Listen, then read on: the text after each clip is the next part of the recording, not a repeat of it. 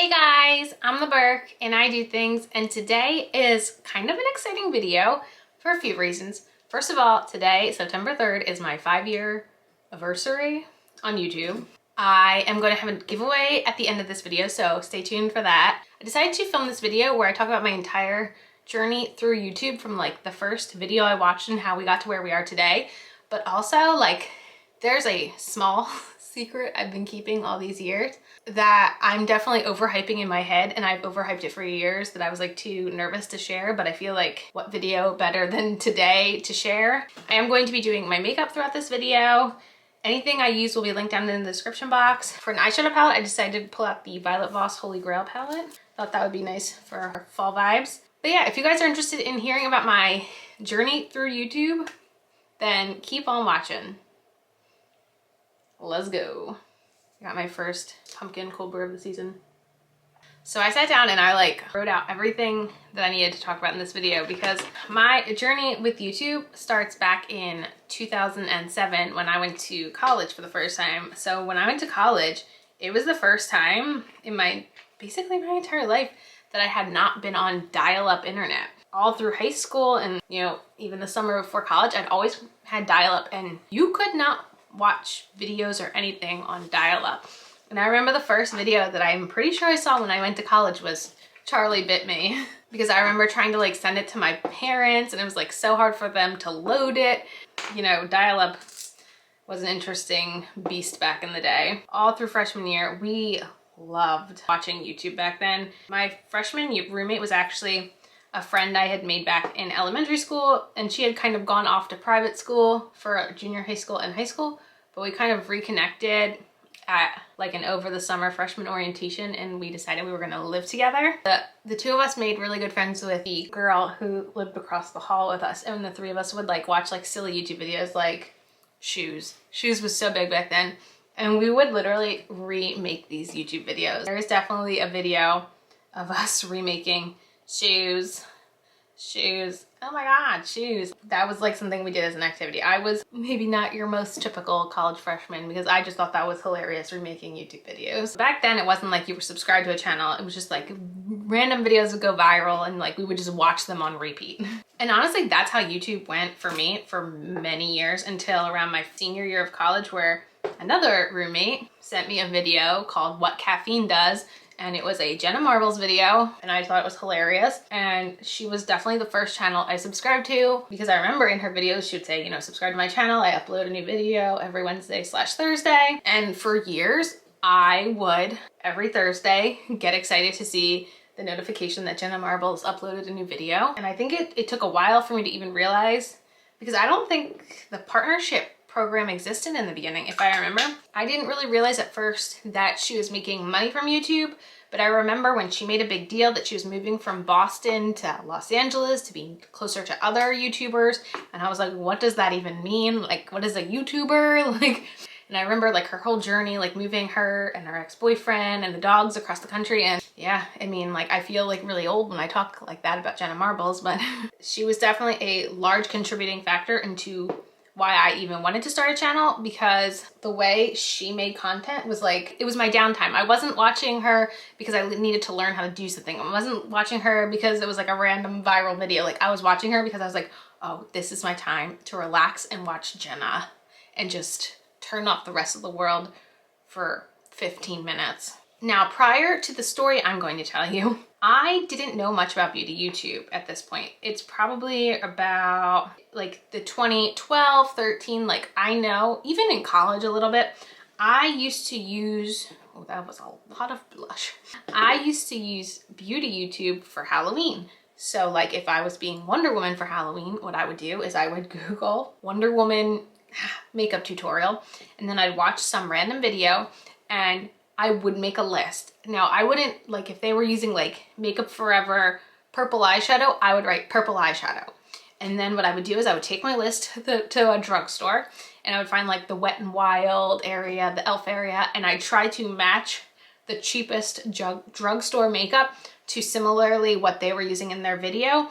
And I'd recreate my Halloween look based on that video. I don't even know who I was watching, because it didn't really connect, like I didn't make that connection like, oh, I could follow this person and learn about other types of makeup. I was just like, I need to do my Halloween makeup. So I officially subscribed to my very first beauty YouTube channel in 2014. And that's because this is the story you've been waiting for that I've avoided telling all these years because I didn't want to be considered like a clout chaser, which I'm clearly not, but I was like so in my head that this was like clout chasing. But in the late 2013, early 2014 timeframe, one of my high school friends transformed her Instagram account into a beauty account. And I was super into it. Like, she did these like amazing makeup looks. And I always knew in high school that she was like pretty like artistically talented, especially with makeup. When she started like transforming her Instagram, I got really excited. And then I guess people were telling her to make a YouTube channel. And she wound up making a YouTube channel, and like I immediately subscribed. So at this point, I am only subscribed to Jenna Marbles and Glam and Gore. I was friends with Glam and Gore, Mikey, back in high school. We didn't like have like a falling out. The last time I saw her was freshman year of college when I visited the college that she was at and hung out with a bunch of people that I went to high school with. But yeah, I used to be friends with her.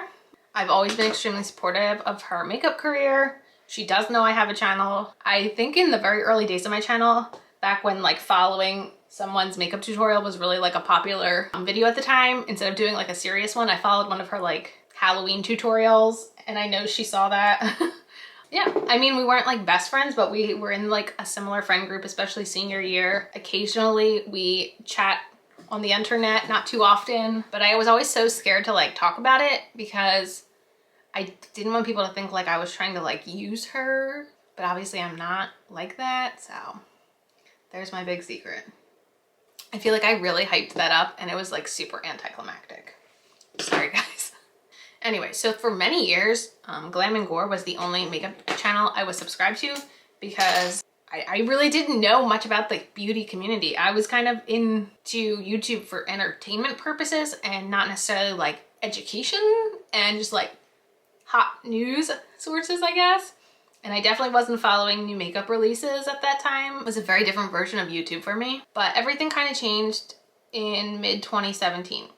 In February 2017, Scott and I were at a yoga class and we got back from the yoga class and I said, my knee kind of hurts. Not thinking much of it because like I'm clumsy and get hurt all the time. But then like a week later, it was still hurting. And Scott was like, you might have like an actual injury and not just be like, you bumped it or something. So basically, many doctors and such, they told me that my kneecap was basically like, I forget what it was, but my kneecap was like misaligned and they needed to go in and do like a release or something of a tendon or a ligament. I don't know. You guys, I had this surgery with like very little knowledge of what they were doing and all this stuff because my problem was that my knee really hurt being bent. So I couldn't like sit. And sitting is like a very basic necessity that people do, such as driving and like sitting and working at a desk. So it was pretty tough on me.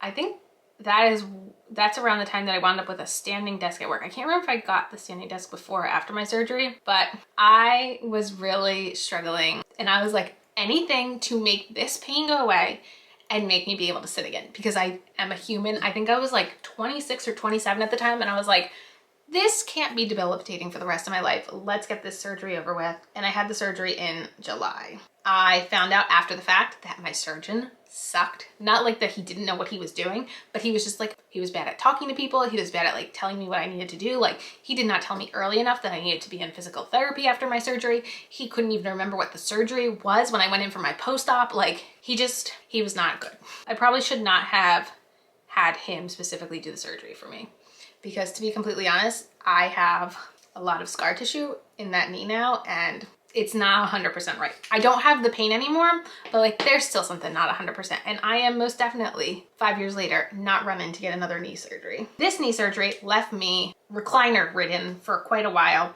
And when I first got the surgery, I was really into watching like Forensic Files on Netflix, but I like bulldozed through the rest of the episodes that were left. And I was like, oh, what can I watch? And I can't really remember, but I feel like maybe my like homepage was like recommending like a Manny MUA video or something. It was something like because you watch Glam and Gore, here's a video.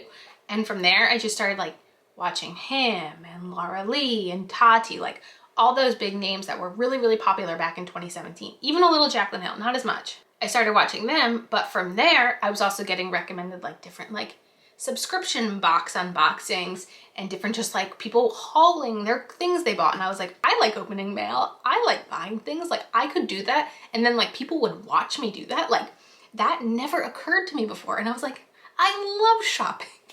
So like my YouTube channel was kind of based on me liking to shop and get mail delivered to my house. And back then, like Wish was really, really big. And I was amazed by the things people were finding on Wish. And honestly, like Wish is what made me start my channel. I know my first ever video was a Wish haul, but I didn't have the confidence at this point. So around August, I was like, I'll make an Instagram account. That Instagram account was not called Things by the Berk. That Instagram account was called Glam by the Berk. My earliest posts, if you scroll all the way back, are from my Glam by the Berk days. And I was having a lot of fun. You know, I was doing product photography. I was doing, you know, my own makeup photography, and I was having a lot of fun with that. And I was like, man, I want to make a YouTube channel. But first of all, I don't want to do my makeup on YouTube. Like I could never. I have no idea what I'm doing. I just like playing with makeup. And I want to do these like hauls and unboxings, and I would do empties videos and favorites videos. Like I want to do all that stuff, but like I'm not glam. I'm not a makeup artist. Like I am a very average person. And I was like, yeah, but I also don't want to be stuck in a little bubble. I don't want to be stuck in a little bubble. And I was like, oh my God, what if I changed Glam by the Berk to Things by the Berk? And I could say, hey guys, I'm the Berk and I do things. And this was all like this amazing idea. I vaguely remember telling Scott this idea and him being like, yeah, do whatever you want. Because fun fact, Scott was already a YouTuber. Scott did YouTube way before me. Scott has not been active on his channel in a long time, but Scott used to do vlogs because he really liked watching Casey Neistat videos. And he used to vlog our vacations. He used to vlog like events we would go to. He's the OG vlogger in the family. So of course he was always supportive of me making my own channel. The thing is, if you go back to my earliest videos, I was very into my channel being that I do things, and I was like, oh my God, every video will be called I do, and what the video is about. So like if you go look at those earliest videos, it'll be like, I do Wish haul, I do favorites, I do empties. Eventually I took a step back from that approach because I didn't really think it was doing my channel any good. Also, the first video I ever filmed was on an actual potato. Only that first video ever was filmed on that camera, that really, really old Canon PowerShot, because the quality was so bad. I wound up switching to a different camera. There's some pretty strange old videos. Also, my old videos, I am so energetic.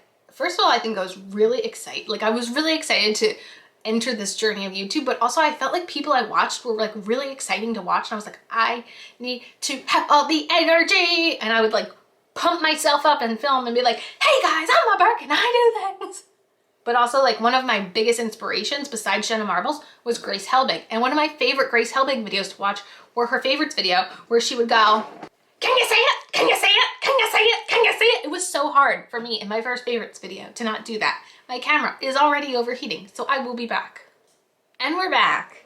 At this point, I've told you guys I can't do makeup on the internet because I'm not very good at makeup. So how did we get here? I had a coworker who was watching my videos and she said, you need to do makeup content, blah, blah, blah. And I was like, no way, no way. I cannot do makeup content. Eventually I got brave and I made this video that was like a mermaid makeup video where I did like mermaid makeup, but like it wasn't a tutorial because like I'd never done it before. It was all like an experiment. But I like started the video like already with my base on because I was like too nervous to like do that. And it was like a whole like, it was just like a time lapse. There was no like talking. I don't know. It was really awkward, but it was kind of like the introduction into me feeling comfortable doing my makeup on camera. And like I said, like at this point, I was still only really familiar with like bigger creators. It wasn't until around 2018 when we moved into our apartment we wound up in before we got this house that I was starting to like explore the smaller beauty YouTube space. And I feel like the first smaller channel I found at that point was Samantha March. And I feel like she was kind of the introduction into the smaller beauty community for me. And I kind of never really turned back. I kind of like really took a lot of big steps away from the larger creators after all the drama and stuff in the 2018 and 19 timeframe. It's just like, I didn't really find joy in watching beauty content for drama. It didn't do it for me. And that's kind of when I started reaching out and making connections within the community. Towards the end of 2018, I had a video, at least for me, that went viral. It has over 200,000 views on it. And the way I had a video go viral was, like I said, a lot of my content was like unboxings and hauls and stuff. And I remember when Ipsy updated their platform to offer the Ipsy Glam Bag Plus for the first time. And this was in October 2018. And I was so excited because I also had BoxyCharm. And I thought that would be so fun to do a video because they were the same price. I'm pretty sure they were both $25 at the time. And I was like, it would be a battle. And I remember the day my package came, I was so excited. I hadn't seen anyone make a video on theirs yet. And I made a video and I uploaded it that night. And it was like a Friday night upload. And I was like, I don't know how a video is going to do on a Friday night. And it went viral. It got so much hate to the point where it was just like comical how much hate it was getting. But at this point, my channel was still not monetized because you needed 1,000 subscribers to be monetized. When I tell you my subscriber count went like, phew, I way surpassed the subscriber. Let's just put it this way. By November, I was monetized. It was a crazy time. So my next really kind of big milestone, I guess we could say, as a creator would be not for another year. And that's when I went to Ipsy Creator Day in October 2019.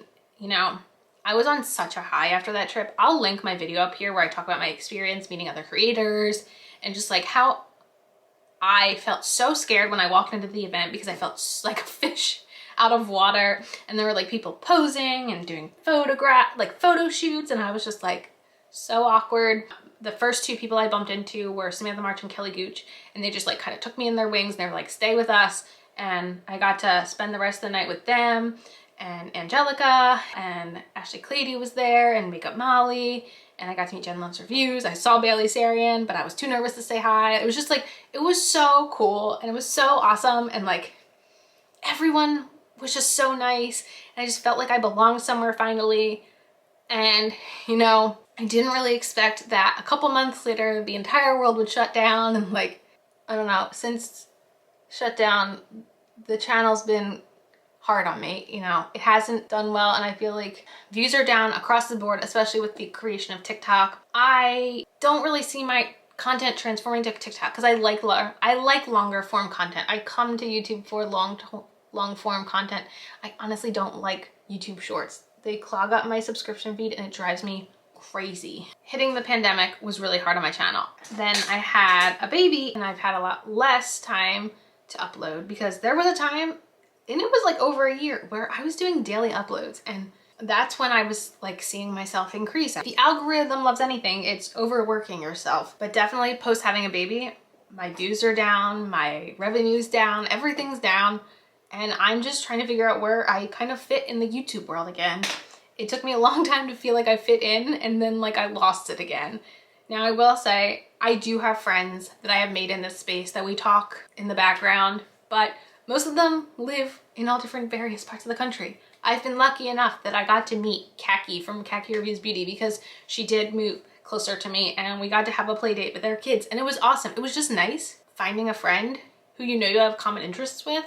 But we weren't together because we were networking and like having a working meeting. Like we were just hanging out like two people who are two people. I don't think I could have said that in a more philosophical way. You know, being on YouTube can be a very isolating experience. It can also be really weird because, you know, I can't control who finds my channel. There was a long time when I didn't tell anyone about my channel, but I guess because of my Instagram handle, people started getting recommended my Instagram, and then people started finding me, and I didn't mind that. There was one person I went to high school with who found me very early on, and she was so supportive of me. And I remember I went to my 10-year high school reunion, which was such a joke. And I remember she was like talking to me about how she watches my videos with her kids. And I remember at that point, like, I think I had, that was November. So literally like that was 2 months into me being on YouTube at this point. And I remember saying, oh, like, I remember trying to like be like, oh, nobody knows I'm on YouTube. Like, don't make a big thing about it. And I literally remember someone being like, oh, we know about your channel. In that tone of voice. That lives rent-free in my head. Being on here is interesting. And my one wing turned out so crazy. Oh well. Oh, as I'm here using my Madison Miller Ophir palette. Madison is one of the people I met at Creator Day. She was so nice, so nice. And she is really good at like responding to DMs. She's probably one of the largest creators I've met, I want to say. And I found her just like really nice and down to earth when I met her at Ipsy Creator Day. Of course, I finished all of my notes before finishing my makeup because I got so chatty there at one point. So I'll kind of just talk about the giveaway. I'll show you guys the box in a second. It's just like a mystery box giveaway. It's full with a lot of makeup and skincare, a little hair care. Last time I tried doing a giveaway, YouTube did not like people leaving comments about that. So this time I'm going to try to set up Gleam again. Hopefully this is going to work because I have not officially set it up yet. But you will be able to enter through Gleam, and the only rule will be you have to be subscribed to my channel. And I will also set up bonus entries within Gleam. Hopefully I can still do that. It's been so long since I set up a giveaway. I do plan on having the giveaway open for 3 weeks, mainly because we're going on vacation this coming week, and I won't have time when we get back to like do a giveaway winner. So 3 weeks from now will be the 24th. So the 24th is when the giveaway will close.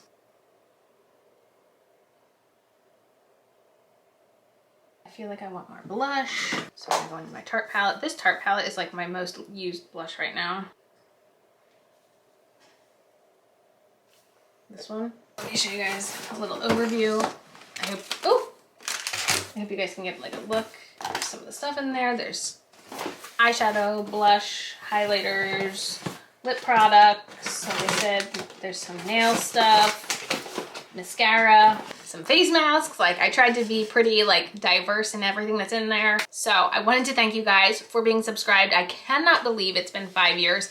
I feel like, especially with the pandemic, time does not seem to exist anymore. So I just don't know. Like when I realized it was my 5-year anniversary, like Scott was like, yeah, I realized that. And I didn't.